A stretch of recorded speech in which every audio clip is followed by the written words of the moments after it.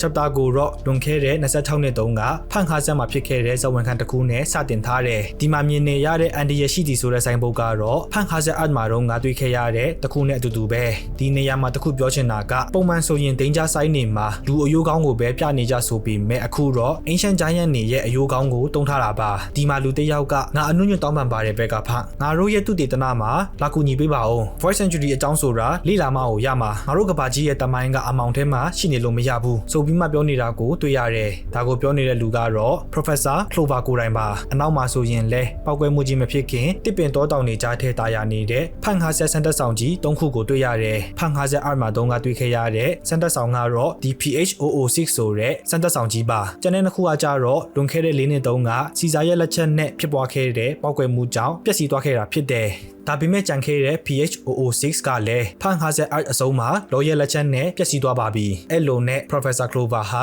သူ့ရဲ့သူတေသနာကနေပေပေါင်းများစွာမှာကျွမ်းကျင်တဲ့လူတွေကိုလိုအပ်ကြောင်းဒါကြောင့်ဘက်ကဖန်ကိုလာခေါ်တာဖြစ်ကြောင်းပြောနေပြီးဘက်ကဖန်ကတော့သူ့အနေနဲ့အစိုးရအောက်မှာလုပ်နေပြီဖြစ်လို့သူ့ရဲ့ရှာဖွေတွေ့ရှိမှုတွေကိုရှောက်ပြောပြလို့မရကြောင်းပြန်တုံ့ပြန်လိုက်တယ်နှစ်ယောက်လုံးကဖန်ခါဆက်ရဲ့အပြင်မှာရှိနေတာကိုကြည့်ရင်ဘက်ကဖန်အနေနဲ့အစိုးရအလိုရှိတဲ့လူတစ်ယောက်ကိုအစိုးရပိုင်တဲ့ထဲမခေါ်ချင်ဘူးဆိုတာတွေ့ရတယ်အထဲမှာဆိုရင်အစိုးရစောင့်ကြည့်နေတဲ့ CCTV တွေရှိနေလို့လားသူကိုယ်တိုင်ပြဿနာမတက်ချင်လို့လားတော့မသိဘူး Clover ရဲ့တောင်းဆိုမှုကိုဘက်ကဖန်ကညှင်းပယ်ခဲ့တာကိုကြည့်ရင်ဒုတိယတစ်ခုကတော့ဖြစ်နိုင်ခြေပိုများတယ်အဲ့လိုနဲ့ဘက်ကဖန်က Clover အစိုးရမင်းကိုဖန်တာပဲနဲ့ချင်းရှိပြီလဲဆိုပြီးမှမေးလိုက်တယ်ဒီမေးခွန်းကို Clover ကမဖြေခဲ့ပေမဲ့အဟက်အစမှာတော့ကရှာကာရဲ့ပြောပုံအရဆိုရင်ဆယ်ချိန်တိတိရှိခဲ့တာဖြစ်ပြီးဖန်ခံရတိုင်းလဲအမြဲတမ်းပြန်လွတ်လာလေးရှိကြောင်းသိရတယ်အစတော့ကတော့ Clover ကညံပြေးလို့တမာတင်းတလောက်တမာလို့အစိုးရရဲ့လက်ထဲကနေပြန်ထွက်ပြေးနိုင်ခဲ့တာဖြစ်မယ်ဆိုပြီးထင်ထားကြပေမဲ့တကယ်တမ်းမှာဘက်ကဖန်ရဲ့အဆိုအရာအစိုးရဟာ Clover ကိုရည်ရွယ်ချက်ရှိနဲ့ပြ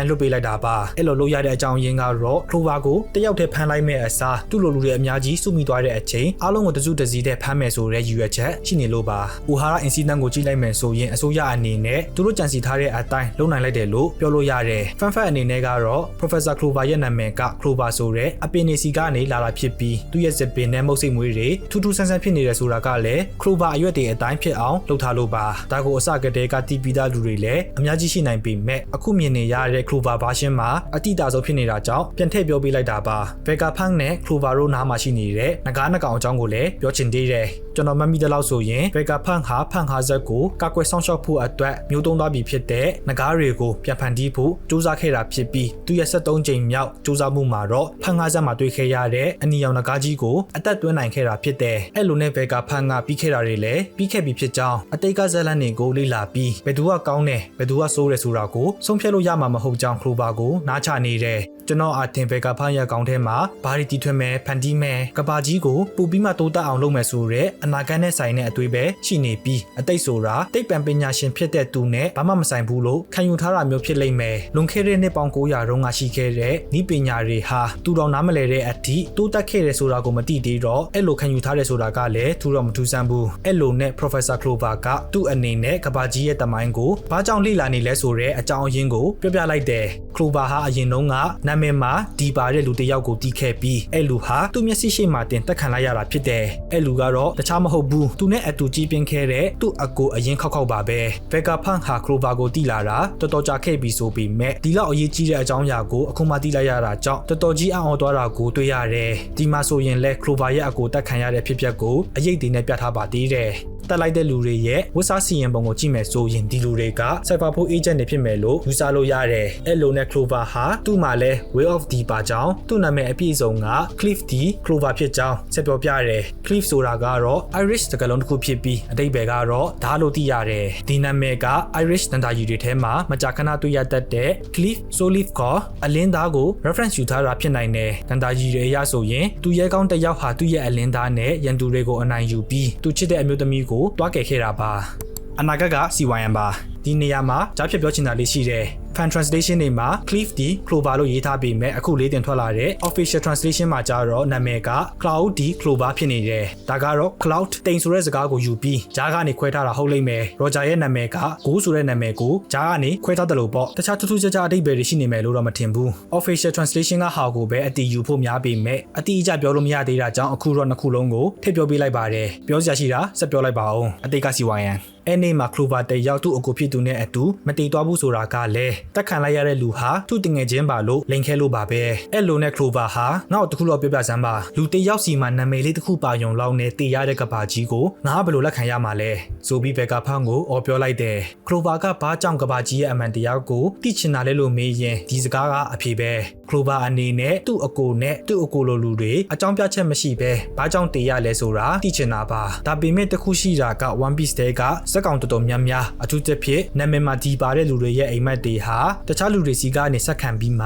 ရလာတဲ့အိမ်မက်တွေဆိုတာကိုအားလုံးလည်းတီးပြီးသားဖြစ်လိမ့်မယ်ဒီတော့ခလိုဗာကရောသူ့ရဲ့အိမ်မက်ကိုဘဒုစီကနေဆက်ခံထားတာလဲတက်ခံလိုက်ရတဲ့သူ့အကိုစီမှာရော Voice Century အကြောင်းလေးလာဖို့အိမ်မက်ရှိခဲ့တာလားဒါမှမဟုတ်ဒီအိမ်မက်ကသူ့စီကနေအစပြုလာတာလားမေးစရာတွေကတော့အများကြီးပဲခလိုဗာကတီးပြီးသားစက်ကောင်ဆိုတော့ဒီမေးခွန်းတွေရဲ့အဖြေကိုသိရပါမလားဆိုတာတန်တရားဝင်မိတယ်ခလိုဗာကသူတို့ရဲ့တမိုင်းဟာအနာဂတ်မှာလဲဆက်ပြီးမှအမောင်ချခံရမှာဖြစ်ကြောင်းလူတွေကဒါကိုဘယ်တော့မှသိလာမှာမဟုတ်ကြောင်းဆက်ပြောတယ်ဒါပေမဲ့ဘက်ကဖန်ကတော့ခလိုဗာရဲ့စကားတွေကိုအလေးမထားပေးပဲမင်းပြောနေတာတွေကိုငါမကြားခဲ့ဘူးလို့မှတ်ယူလိုက်ပါငါမင်းကိုမကူညီနိုင်ဘူးမင်းဟာမင်းလှုပ်ချင်တာလို့ပြောပြီးဖန်50ထဲပြန်ဝင်တော့ဖို့အတွက်လုပ်နေတယ်အခုလောက်ဆိုရင်လွန်ခဲ့တဲ့26နှစ်ကဘက်ကဖန်ရက်ခံယူချက်တွေစိတ်သက်တွေကအဟက်အတ်မှာတွေးခဲ့ရတဲ့ဘက်ကဖန်နဲ့တော်တော်လေးကွာနေတာကိုတတိထားမိလောက်ပြီးထင်ပါတယ်ကြည်ရတာလွန်ခဲ့တဲ့26နှစ်ကဘက်ကဖန်ဟာတီထွင်ဖန်တီးမှုတွေလုပ်မယ်အတိတ်ဆိုတာအတိတ်ပဲလို့ခံယူထားတဲ့ပုံပဲဒါပေမဲ့ကျွန်တော်တို့တီးတဲ့ဘက်ကဖန်ကြတော့သူ့အသက်ကိုစစ်သေးပြီး Voice Century အကြောင်းလေးလာခဲ့တဲ့အပြင်သူလေ့လာခဲ့တာတွေကိုလည်းတကဘာလုံးကိုချပြခဲ့တယ်ပြောရရင်ခလိုဗာလို့တမိုင်းအစ်စ်ဆိုတာလူတိုင်းကြည့်ထားရမယ့်အကြောင်းအရာမှန်သူလက်ခံထားတယ်ပေါ့ဘက်ကဖန်အခုလိုပြောင်းလဲသွားတဲ့အကြောင်းရင်းကိုတော့မကြခင်တွေ့ရမှာပါနောက်ဆုံးတော့ခလိုဗာဟာတနေ့ကျရင်အတိတ်ကအတန်တွေကိုတကဘာလုံးကြားလိမ့်မယ်စောင့်ကြည့်ထားလိုက်ငါဒီဘဟေနီကိုရအောင်ဖြည့်ရှင်းမယ်အဲ့အချိန်ကျရင်မင်းအခုလိုမျိုးလက်လူရှုနိုင်မှာမဟုတ်ဘူးဆိုပြီးမှကြောပေးထားတဲ့ဘက်ကဖန်ကိုအော်ပြောလိုက်တယ်အဲ့နောက်မှာတော့လွန်ခဲ့တဲ့22နှစ်ကဖန်50ကိုလိုက်ပြပေးတယ် One Piece ထဲမှာလွန်ခဲ့တဲ့22နှစ်ဆိုတာကိုမြင်တာနဲ့ Ohara Incident နဲ့ဆိုင်တဲ့အရာလို့တန်တရာကင်ကင်နဲ့ပြောလို့ရတယ်ဒီမှာလဲ PH006 စံသက်ဆောင်ထဲကစီဇာဟာ West Blue မှာရှိတဲ့ Ohara တဲ့တင်းကိုကြားပြီးပြီလား Buster Call နဲ့ဖျက်ဆီးခံလိုက်ရတာလေဘာဖြစ်တယ်ညာဖြစ်တယ်နဲ့ဘက်ကဖန်ကိုပြောပြနေတဲ့စီဇာက Clover ရဲ့ဖြစ်ရက်ကိုလောင်ပြောင်ရီမောနေပေမဲ့ဘက်ကဖန်ကတော့လွန်ခဲ့တဲ့4နှစ်ကသူတို့ရဲ့တွေ့ဆုံမှုတွေကိုပြန်တွေးနေပြီးဘာမှမပြောနိုင်ပဲဖြစ်နေတာကိုတွေ့ရတယ်နောက်ပြီး Ohara အဖြစ်ပြက်ရဲ့တူဒီတော့အသက်ရှင်ကျန်ရစ်သူ Robin ရဲ့ Bounty Poster ကိုကင်ပြီးတခုခုစဉ်းစားနေပုံပဲ Ohara Incident ဖြစ်ပြီးလှပေါင်းများစွာအကြာမှာဘက်ကဖန်ဟာ Ohara ကျွန်းကိုရောက်လာပြီးသူ့တငယ်ချင်း Clover ကိုနှုတ်ဆက်စကားလာပြောခဲ့တယ်ဘက်ကဖန်ရဲ့အဆိုအရ Clover သာထွက်ပြေးချင်တယ်ဆိုရင်တေချာပေါက်ထွက်ပြေးလို့ရမှာဖြစ်ပေမဲ့ကျွန်တော်တို့သိတဲ့အတိုင်း Clover ကသူ့ရဲ့အသက်ထက်သူနဲ့သူ့လူတွေရဲ့ကျူးပန်းမှုကိုပိုပြီးမှအလေးထားခဲ့တာလေအဲ့လိုနဲ့ဘက်ကဖန်က Ohara Scholar တွေရေအိုင်တဲပြစ်ချခဲ့တဲ့စာအုပ်တွေကိုကြည့်ပြီးမင်းတို့ကတကယ်အယူတွေပဲဒီအဖြစ်ပြက်ကြီးဖြစ်ပြီးတာတော့မင်းတို့ရဲ့ခြေရာကိုလိုက်နေမဲ့လူရှိအောင်မဲ့လို့ထင်နေတာလားလို့ပြောလိုက်တယ်တကယ်လဲ Ohara ကိုအစိုးရကဥပမာအနေနဲ့ပြလိုက်တာကြောင့်သူတို့ရဲ့ခြေရာကိုဘယ်သူမှလိုက်မနှင်းခဲ့ပါဘူးဒီစကားကိုပြောခဲ့တဲ့ဘက်ကဖန်ကလွဲလို့ပေါ့ဘက်ကဖန်ငိုယိုနေတဲ့ပုံစံကိုကြည့်လိုက်ရင်ဒီအဖြစ်ပြက်ကသူ့ဘဝနဲ့သူ့ခံယူချက်တွေကိုပြောင်းလဲပေးလိုက်တဲ့အဖြစ်ပြက်ဆိုတာတန်တရားဝင်စရာမရှိဘူးဘက်ကဖန်ကိုအနာဂတ်အကြောင်းပဲတွေးတဲ့လူတစ်ယောက်ကနေ Voice Century အကြောင်းလေးလာခြင်းနဲ့လူတစ်ယောက်အဖြစ်ပြောင်းလဲပေးလိုက်တဲ့အရာကဒီအဖြစ်ပြက်ပဲဖြစ်လိမ့်မယ်လို့ကျွန်တော်ကတော့ယုံနေဒါကြောင့် Ohara Incident ဟာ One Piece တမိုင်းမှာဖြစ်ခဲ့တဲ့အရေးကြီးဆုံးအရာတွေထဲတစ်ခုလို့ခေါ်လို့ရတော့ပါပြီဘာကြောင့်လဲဆိုရင်အရင်ကတည်ထားတဲ့လောက်ဆိုရင် Dragon ကဒီအဖြစ်ပြက်ကြောင့် World Government ကိုဖြုတ်ချမှရမယ်လို့ဆုံးဖြတ်ပြီး Revolutionary Army ကိုဖွဲ့စည်းခဲ့တာလေအခုတော့ဘက်ကဖန်ကပါဒီအဖြစ်ပြက်ကြောင့် Voice Century အကြောင်းလေးလာပြီးတကဘာလုံးကိုပြခဲ့တာဆိုတော့ကျွန်တော်အခုလိုပြောနိုင်တာမထူးဆန်းဘူးထင်တယ်အဲ့လိုနဲ့နောက်ကျောင်းပြန်လာပြီးသွားပြီးလက်ရှိအချိန်ကိုပြန်ရောက်လာခဲ့ပါပြီအခုချိန်ထိမြင်ခဲ့ရတဲ့အကြောင်းအရာတွေစိတ်ဝင်စားစရာကောင်းတယ်လို့ပဲအခုကနေစမြင်ရမယ့်တိုက်ပွဲတွေ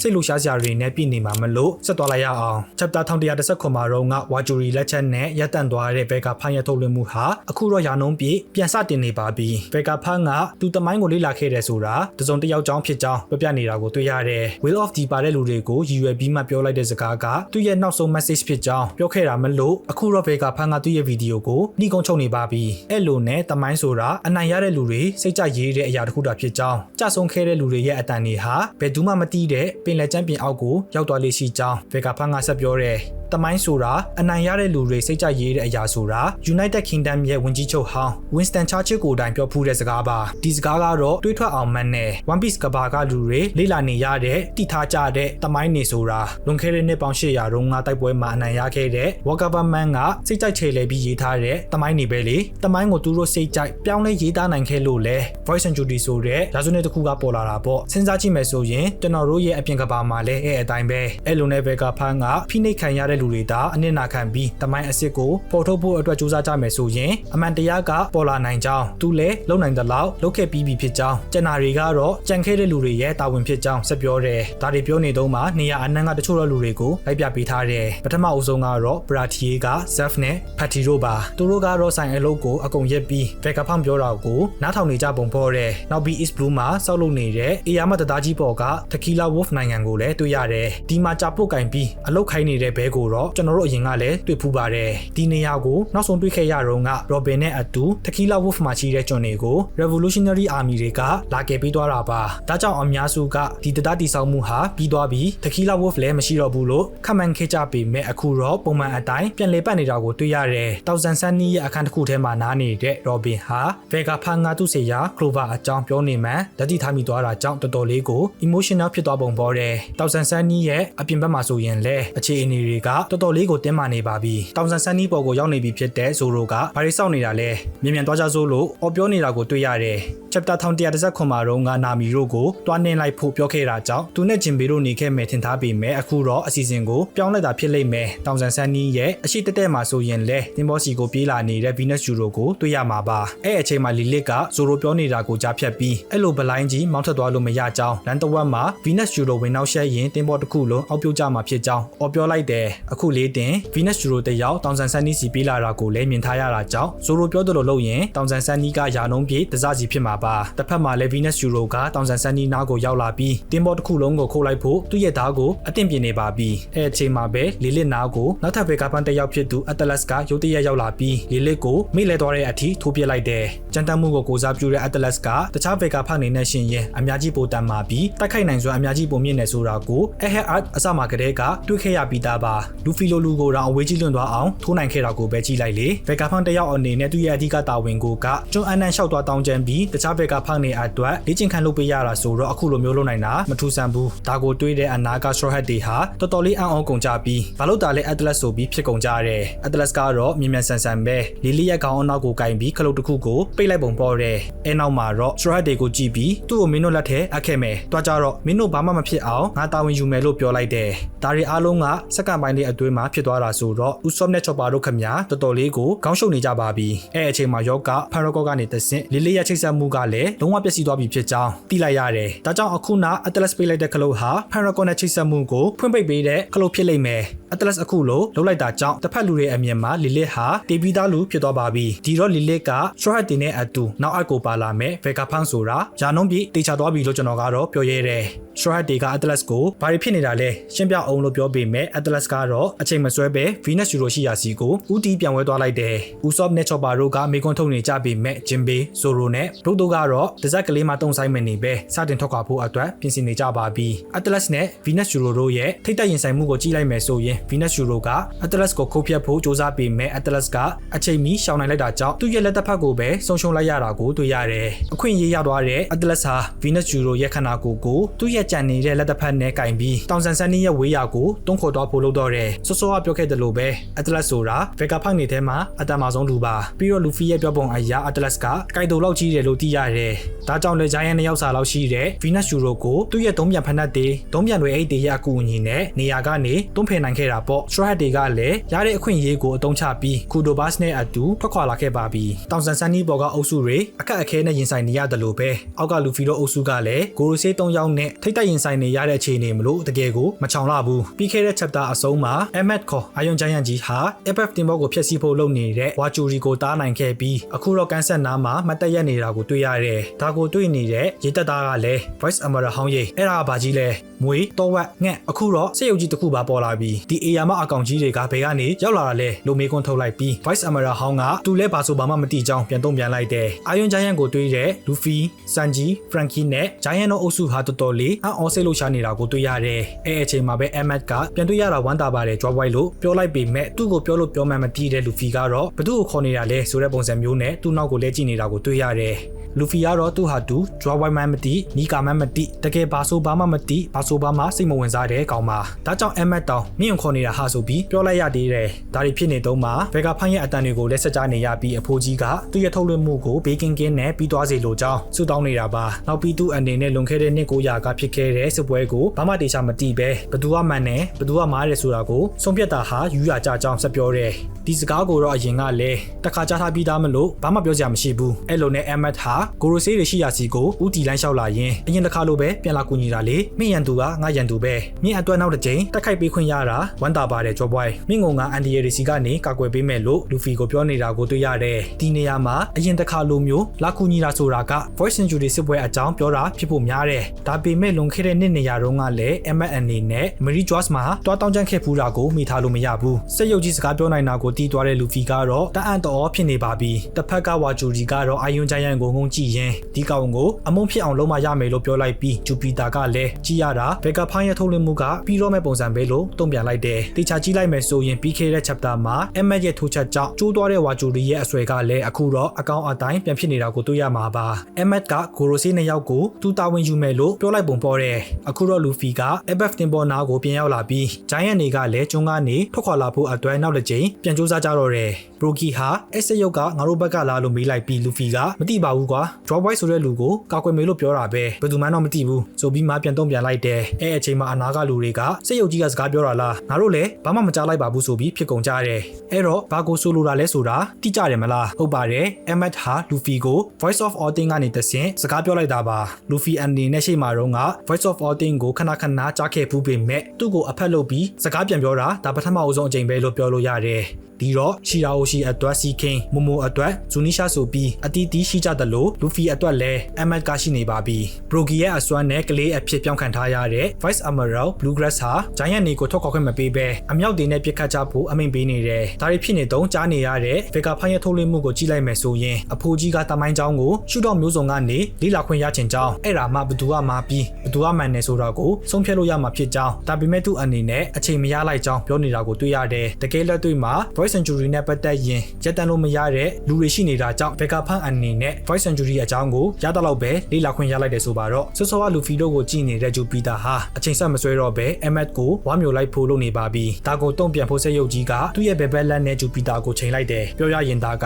Frankie ရဲ့ strong right လိုမျိုး technique ကိုတုံးဖို့ပြင်ဆင်နေတာမျိုးလည်းဖြစ်နိုင်တယ်လို့တုံးပြန်လက်ပြီးနဲ့တက်ခိုက်ဖို့လုပ်နေတာလည်းဖြစ်နိုင်ပါတယ်အနာက Frankie နဲ့ Sanji တို့ကတော့မျောလင့်ချက်အပြည့်နဲ့ဘာဆက်ဖြစ်မလဲဆိုတာကိုကြည့်နေကြပါပြီဒါကတော့ General Frankie ကိုလူဖီတို့စတွေ့တော့ငါပုံစံအတိုင်းပဲယောက်ျားလေးဆိုတာဘယ်အရွယ်ပဲဖြစ်ဖြစ်အခုလိုစက်ရုပ်အကြီးကြီးတွေကိုကြိုက်ရမယ်တွေ့ရင်ပျော်ရမယ်ဆိုတာတဘာဝကချမှတ်ထားတဲ့စီကံပဲလေမဟုတ်ဘူးလားဒါပေမဲ့အရေးကြီးဆုံးအချိန်မှာ Emmet ရဲ့တိုက်ခိုက်ချက်ကမအောင်မြင်သွားပဲရလက်အနေနဲ့သူ့ရဲ့ဘက်ဘက်လက်တစ်ချမ်းလုံးကိုဂျူပီတာကကိုက်စားပေးလိုက်တယ်ဒါတော့မှညာဘက်လက်နဲ့တွန်းထားနိုင်လို့တက်တာသွားတာပါမျောလင့်ချက်တွေရိုက်ချိုးခံလိုက်ရတဲ့လူဖီတို့အုပ်စုကတော့စိတ်ပြတ်တဲ့ပုံစံတွေဖြစ်သွားကုန်ကြတယ် Frankie ကတော့ကြည့်ရတာလွန်ခဲ့တဲ့နှစ်900လုံးဘာမှမလုပ်ခဲ့တော့သူ့ရဲ့လက်နက်တွေတုံးလို့မရတော့ဘူးထင်တယ်လို့ကောက်ချက်ချလိုက်တယ်အယွန်ဂျိုင်းယန်ဟာလွန်ခဲ့တဲ့နှစ်ပေါင်း900ကတည်းကရှိခဲ့တဲ့စက်ရုပ်ဆိုတာကိုရှာကာကပြပြထားတာကြောင့် Frankie ကတည်နေတာပါအဲနောက်မှာပြီးခဲ့တဲ့ chapter တွေတုန်းကလုံးဝပျောက်နေတဲ့စေတန်ဟာအဝေးကနေပြေးလာပြီးဂျူပီတာကိုပီတာအဲ့ကောင်ကိုတစားစီဖြစ်အောင်လုပ်လိုက်ဒီထုတ်လွှင့်မှုကိုအပြီးတိုင်းရပ်တန့်ရမယ်လို့ပြောလိုက်တယ်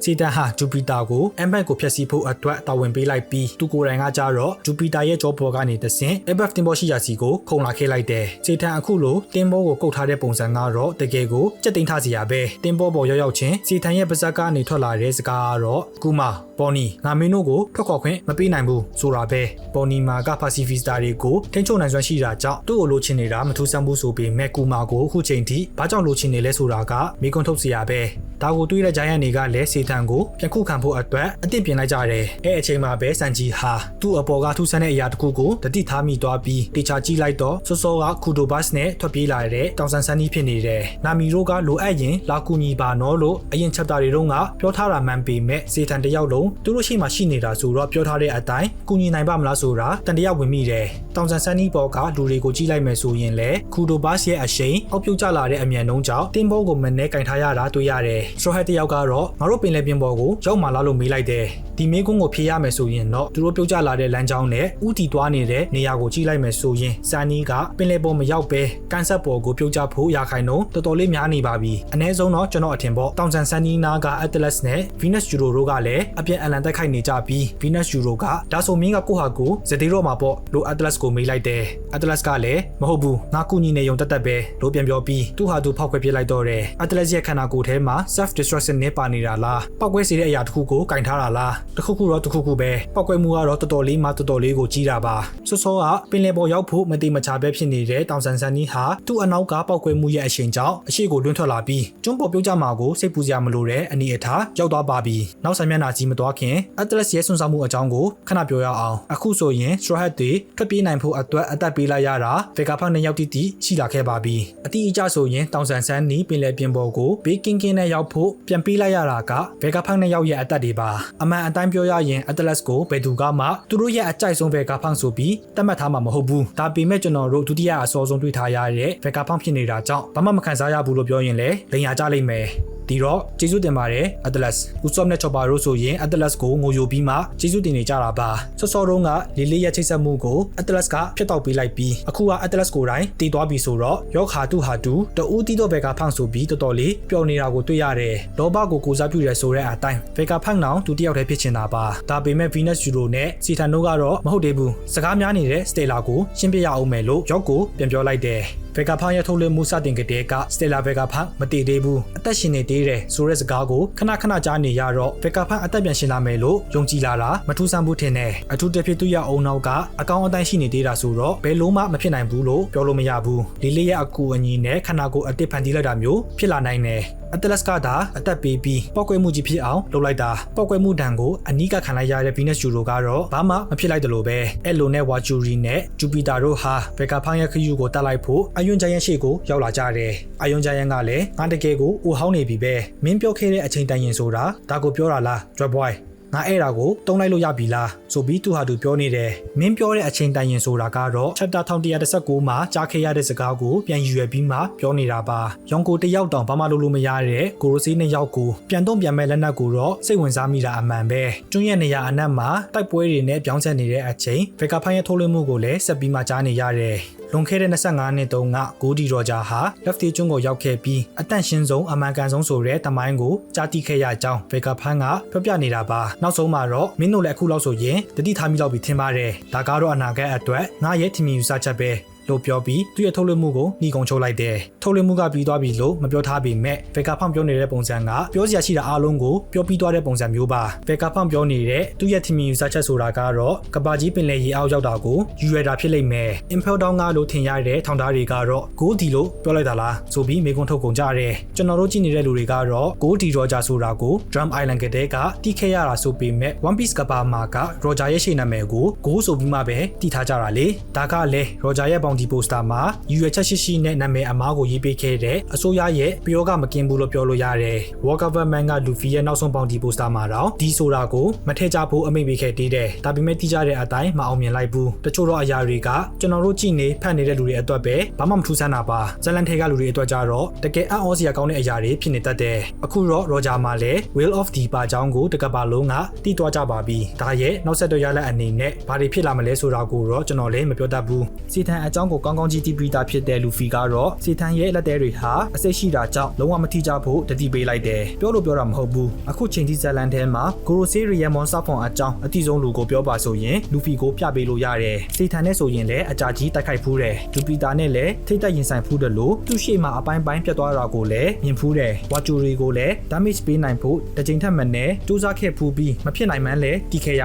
ယ်မာကက်စ်မတ်တိုက်ခိုက်တာကိုမြင်ဖူးတယ်လို့သူ့ကိုအဝေးကြီးရောက်အောင်လည်းပို့နိုင်ခဲ့တယ်အခုချိန် မှာလူဖီထိတ်တိုက်မရင်ဆိုင်ဖူးတဲ့ကိုရိုဆေးဆိုရင်ဗီနက်ယူရိုတယောက်ပဲကျန်တော့တာပါဒါကြောင့်လဲကိုရိုဆေးတွေနဲ့ပတ်သက်လာရင်လူဖီကပဲမကြခဏတတိပေးနေရတာပေါ့တင်ဘောပေါ်ကိုကြည့်လိုက်မယ်ဆိုရင်စေတန်ဟာသူတုံးနေကြ technique ဖြစ်တဲ့သူ့ခြေထောက်6ချောင်းနဲ့ရန်သူကိုထိုးတဲ့တိုက်ကွက်ကိုတုံးနေပြီးဂျာယန်နေကဒါကိုသူတို့ရဲ့ဒိုင်းကာတွေနဲ့အသေးအတန်ကာနေရတာကိုတွေ့ရတယ်ဂျာယန်နေကလည်းဟုတ်တယ်ဟာအဲ့ခြေထောက်ကိုထိမိရင်တော့မတွေးရဲစရာပဲကြမ်းလိုက်တဲ့ထိုးချက်တွေဆိုပြီးပြောနေကြတယ်အနာကလူဖီကလည်းစေတန်ကိုတုံ့ပြန်တိုက်ခိုက်ဖို့အတွက်ပြင်ဆင်နေပေမဲ့မလန်းမကန်းကနီကာအဖြစ်ပြောင်းထားတဲ့ဘော်နီကိုတွေ့ပြီးတဲ့နောက်မှာတော့သူ့ရဲ့ပြင်ဆင်မှုကိုရပ်တန့်လိုက်တယ်ကျွန်တော်အထင်ကတော့လူဖီဟာ future site ကနေတဆင့်ဘော်နီဒုက္ခရောက်တော့မယ်ဆိုတာကိုတွေးလိုက်တာဖြစ်လိမ့်မယ်တကယ်လဲရှေ့ကဂျာယန်နေဟာအသက်နိုင်ဆုံးကာကွယ်နေကြပေမဲ့စေတန်ရဲ့ခြေထောက်တစ်ချောင်းကဂျာယန်နေကြားထဲကနေလွတ်ထွက်လာပြီးဘော်နီစီကိုဥတီလာခဲ့တယ်ကန်ကောင်းချင်တော့ဒါကိုကြုံမြင်လိုက်တဲ့လူဖီဟာစေတန်ရဲ့ခြေထောက်ကိုအချိန်မီထိုးပြီးမှလမ်းကြောင်းပြောင်းပေးလိုက်တာကြောင့်ဘော်နီအနေနဲ့အသက်ဘေးကနေကတ်တီလေးလွတ်သွားတယ်အဲနောက်မှာတော့ဘော်နီဟာသူနီကာဖြစ်ချင်းတုန်းကလိုပဲ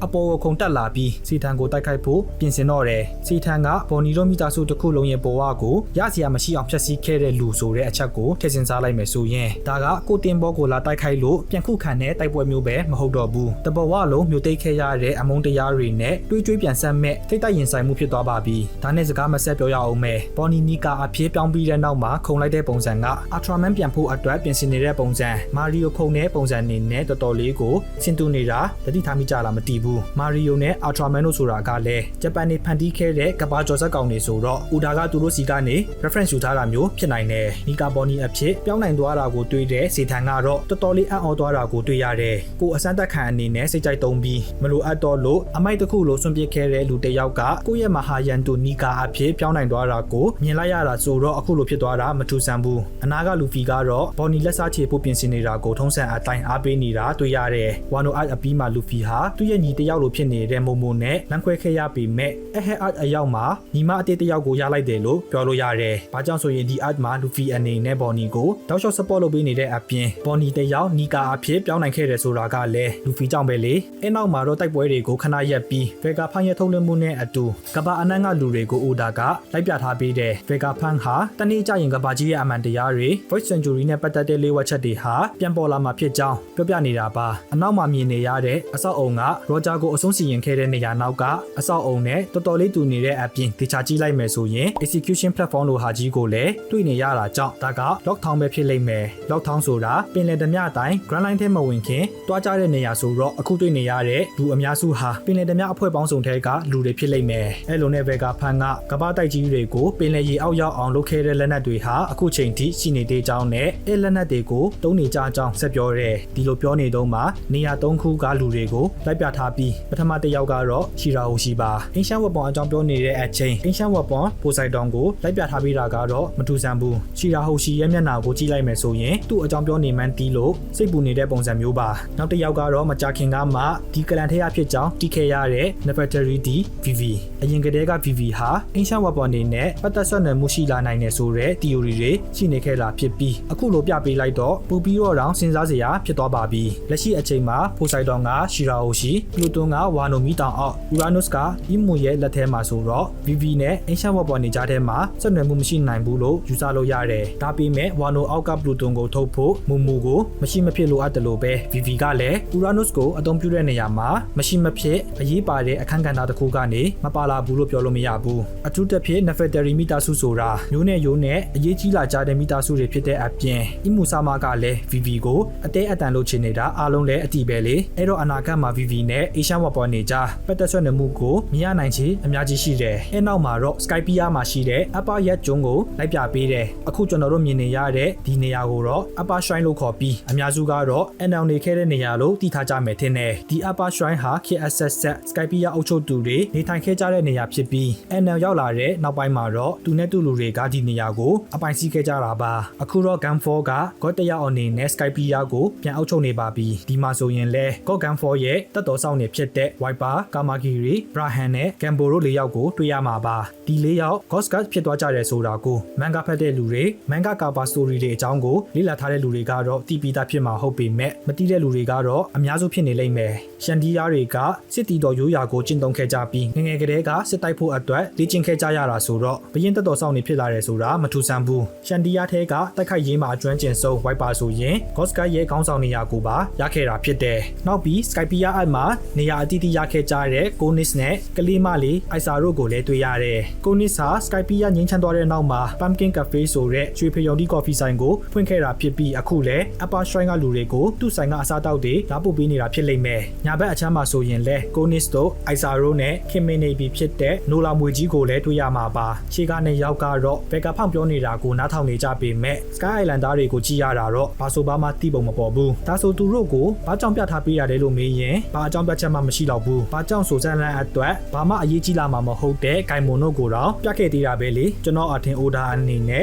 ပြတော့ Major Arc ကလူတွေအားလုံးကိုစုံနေအောင်လိုက်ပြမယ်လို့ဆုံးဖြတ်ထားတာဖြစ်လိမ့်မယ်။အဲ့လိုနဲ့ဘက်ကဖန်းကလူမျိုးတုံးတက်ဖြတ်တာနဲ့ပတ်သက်တဲ့အကြောင်းအရာတွေကိုစပြောပြတယ်။ဘက်ကဖန်းရဲ့အဆိုအရတချို့တော့ထူးခြားနေတဲ့လူမျိုးစိတ်တွေဟာဘာမှမသိတဲ့အကြောင်းအရင်တစ်ခုကြောင့်ဒီနေ့ခေတ်မှာလိုက်လံရှာဖွေတက်ဖြတ်ခံနေကြရတာပါ။အဲ့လိုတက်ဖြတ်ခံခဲ့ရတဲ့လူမျိုးစိတ်တွေထဲကတန်ရစ်သူတွေကိုလည်းအိုဒါကလိုက်ပြထားပေးတယ်။ပထမတစ်ယောက်ကတော့ဂျိုင်းယန်တွေးနော်ဘကန်နီးယားမျိုးစိတ်ထဲကကူမာပါ။လက်ရှိအချိန်ထိတည်ထားရတဲ့လောက်ဆိုရင်ဒီမျိုးစိတ်တွေဟာစန်ကော့နီကာကိုပုံပြင်တွေကနေတဆင့်လက်ဆင့်ကန်ကူးကွယ်ခဲ့ကြတာဖြစ်ပြီးအဲ့လိုလုပ်ခဲ့လို့ပဲ War Government ကသူတို့တွေကိုရှာဖွေကြွန်ပြူတပ်ဖြတ်ခဲ့ကြတာဖြစ်တယ်။ဒီမှာဆိုရင်လက်ကူမာကဘကန်နီးယားမန်ဘက်ကဖန်တီသွားတော့ကစဝင်ခန်းကိုပြထားပါသေးတယ်။ဒါကတော့ကူမာပဲပြန်စဉ်းစားနေတာလားဖတ်နေတဲ့လူတွေမြင်သာအောင်ပြပေးထားလာတော့မတည်ဘူး။အဲ့နောက်မှာတော့ White Bear ရဲ့မွေးရမြေ Sphinx ကျွန်းပေါ်ကမာကိုနဲ့ရွာသူရွာသားတွေကိုလိုက်ပြထားပေးတယ်။သူတို့နားထောင်နေတဲ့ဒန်ဒန်မူရှိမာဆိုရင်လည်း White Bear ရဲ့ iconic နှုတ်ခမ်းမွေးကြီးကိုတွေ့ရမှာပါ။မာကိုကတော့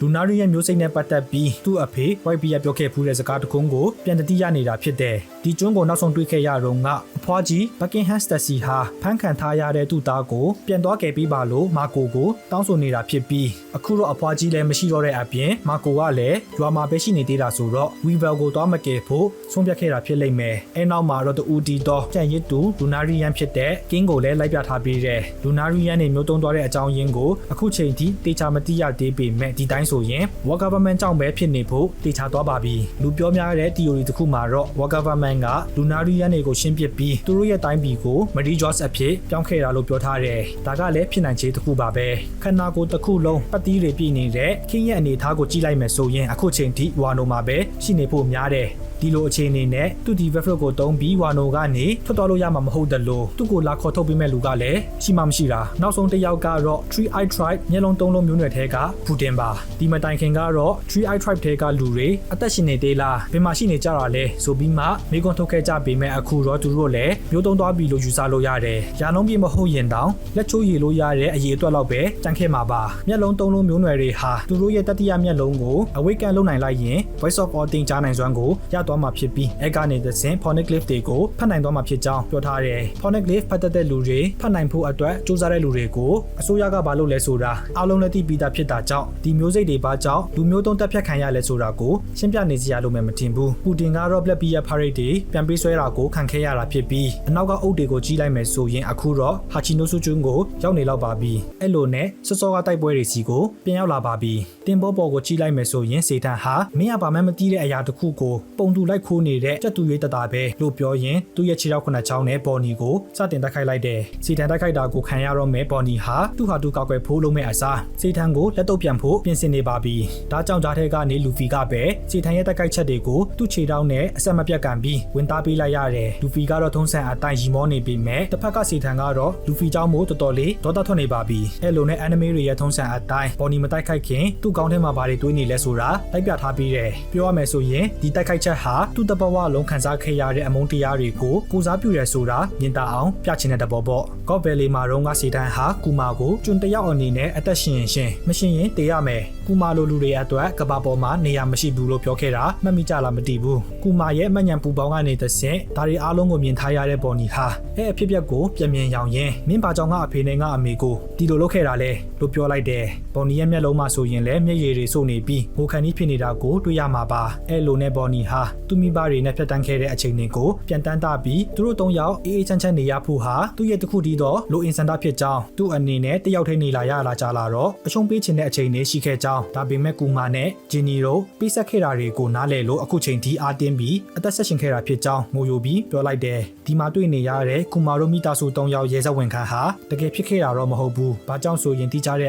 အတိုင်းကူမာနဲ့ဘော်နီတို့ပထမဦးဆုံးစတွေ့တဲ့အချိန်မှာဂင်နီကအသက်မရှိတော့ဘူးလေပြောရမယ်ဆိုရင်ဘော်နီ ရဲ့အတွေ့အထဲမှာစေထန်တာငါတို့မိသားစုကိုမဖြတ်စည်းခဲ့ရင်အခုလိုမျိုးဖြစ်ခဲ့မှလို့ခံယူထားတာဟုတ်လိမ့်မယ်နောက်ပြီးဘော်နီကကိုရိုဆေးတွေဟာနှက်ဖျားတွေမဟုတ်ကြောင်းနှက်ဖျားတွေနဲ့သူရဲကောင်းနေဆိုတာတကယ်ရှိကြောင်းပြောခဲ့သေးတယ်ဒါကတော့နီကာနဲ့သူ့မိဘတွေကိုရည်ရွယ်ပြီးမှပြောတဲ့စကားပါနောက်ဆုံးမှာတော့မကျေနပ်မှုတွေအပြည့်နဲ့ဘော်နီဟာသူ့ရဲ့လက်ကိုလူဖီရဲ့ဂီယာတက်လက်တီလိုမျိုးပြောင်းပြီး liberating nika punch ဆိုတဲ့ technique နဲ့စေထန်ရက်ခန္ဓာကိုယ်အလေတက်တဲ့ကိုထိုးလိုက်တော့တယ်လူဖီကလည်းဘော်နီရဲ့တိုက်ခိုက်ချက်ကို support လုပ်တဲ့အနေနဲ့ကိုမူနိုကတ်တလင်ကန်လိုမျိုး technique ကိုသုံးပြီးစေထန်ရက်ခန္ဓာကိုယ်နေရာအနှံ့ကိုအဆက်မပြတ်ထိုးလိုက်တယ်စေထန်ရဲ့အခြေအနေကဂျိုင်းနေရှိနေတာကြောင့်တင်ပေါ်ကုန်းပတ်ပေါ်ကိုလည်းဆင်းလာလို့မရနောက်ပြန်ဆုတ်ဖို့ကြတော့လည်းမဖြစ်နိုင်ဘေးမှာလည်းရှောင်စရာနေရာကမရှိဆိုတော့လူဖီနဲ့ဘော်နီတို့ရဲ့တိုက်ခိုက်ချက်တွေကိုအပြည့်အဝခံစားလိုက်ရတယ်အဲ့ဒါရဲ့ရလအနေနဲ့စေထန်ရဲ့ခန္ဓာကိုယ်တစ်ခုလုံးဟာပေါက်တဲ့နေရာကပေါက်ပြက်တဲ့နေရာပြက်နဲ့တကယ်ကိုရစရာမရှိအောင်ဖြစ်သွားတယ်ဒါအပြင်ဒီတိုင်းတာဆိုရင်စေထန်တယောက်ပင်လယ်ပြင်ထဲကိုတေချာပေါက်ပြုတ်ကြတော့မှာပါဒီမှာ Yonko vs Gorosei နဲ့ပတ်သက်ပြီးကျွန်တော်အမြင်တစ်ခုကိုပြပြချင်တယ်အဟဲအိုက်မတိုင်ခင်တော့က Yonko တွေဟာ Gorosei တွေထက်အများကြီးပိုပြီးတာမာလိမ့်မယ်လို့အလုံးနီးပါးကလက်ခံထားကြတာပါ Yonko ၄ယောက်ထက်တာမာနေမယ်ဆိုရင် Yonko ဆိုတာဘယ်လိုနည်းနဲ့မှရှိလာမှာမဟုတ်ဘူးလို့ခံယူထားကြတာကိုဒါပေမဲ့အဟဲအိုက်ကိုရောက်တာကြာလာတာနဲ့အမျှ Gorosei တွေက Yonko တွေထက်တာမာနေတဲ့ဆိုတဲ့ဖြစ်နိုင်ခြေကတော်တော်လေးထင်ရှားလာတယ်ဒါပေမဲ့ Yonko တွေအတွက်မျောလင့်ချက်ကလုံးဝမရှိတော့တာမျိုးတော့မဟုတ်ဘူး One Piece ထဲမှာ villain တယောက်ကိုစပြီးမိတ်ဆက်ပြီးဆိုရင်အဲ့ villain ကိုဘယ်လိုနည်းနဲ့မှအနိုင်ယူဖို့မဖြစ်နိုင်ဘူးဒီအသားစီးကိုလူဖီကဘယ်လိုမှကြော်လွှားနိုင်မှာမဟုတ်ဘူးဆိုတဲ့ပုံစံမျိုးဖြစ်အောင်အိုဒါကအမြဲလုပ်လို့ရှိတယ်ဒါကတော့ One Piece မှမဟုတ်ပါဘူးရှိုနိုင် anime တော်တော်များများကအဲ့လိုပဲဒါပေမဲ့နောက်ဆုံး villain ရဲ့အားနည်းချက်ကိုရှာတွေ့သွားတဲ့အချိန်ထင်သားတယ်လို့လည်းမခတ်ပါလားဆိုပြီးဖြစ်သွားကြတာပဲမဟုတ်လားအထင်ရှားဆုံးဥပမာတွေဆိုရင် Crocodile, Katakuri နဲ့ Kaido တို့ပေါ့လက်ရှိမှာ Gorosei တွေကိုကြောက်စရာကောင်းစေတဲ့အတီးကအချက်ကသူတို့ရဲ့ခန္ဓာရည်လည်းမဟုတ်ဘူးခွန်အားလည်းမဟုတ်ဘူးအမြန်နှုံးလည်းမဟုတ်ဘူးသူတို့ရဲ့ monster form တွေလည်းမဟုတ်ဘူးအဲ့ဒါကတော့တန်ရာဘလောက်ပဲရသူတို့ကိုအကောင်းအတိုင်းပြန်ဖြစ်စေတဲ့ regeneration ပဲဒီအဖိုးကြီးတွေအကောင်းအတိုင်းပြန်မဖြစ်အောင်လုပ်နိုင်မဲ့နီလန်းကိုဒါရှာတွေ့သွားမယ်ဆိုရင်သူတို့ကိုအနိုင်ယူဖို့ကအဲ့လောက်ကြီးခက်ခဲမှာမဟုတ်တော့ဘူးနီကာအဖြစ်ပြောင်းဖူးတာဘာမှမကြသေးတဲ့ဘော်နီရဲ့ထိုးချက်နဲ့လူဖီရဲ့နာမည်မပါတဲ့တိုက်ခိုက်ချက်ကြောင့်စေထန်ရဲ့ခန္ဓာကိုတစားစီဖြစ်သွားတော့ကိုပဲကြည့်လိုက်လေကူမာရဲ့မျက်နှာဟာမဲ့နေရာကနေပြုံးသွားတာကြောင့်ဒီအဖြစ်အပျက်ကိုတွေ့သွားတယ်ဆိုတာတန်တရားဝင်စရာမရှိဘူးကျွန်တော်အနေနဲ့အခုလိုမျိုးနာရီဝါလောက်ရှည်တဲ့ဗီဒီယိုတွေကိုဖန်တီးဖို့နာရီပေါင်း30ကျော်40လောက်အချိန်ပေးနေရတာမလို့သဘောကျတယ်ဆိုရင် like ခလုတ်လေးကိုနှိပ်ပေးခဲ့ကြပါဦးအဲ့ဒါမှ YouTube ကတခြားလူတွေကို recommend ပေးတာမလို့ပါ CYM ပါပြန်တွေ့ကြတာပေါ့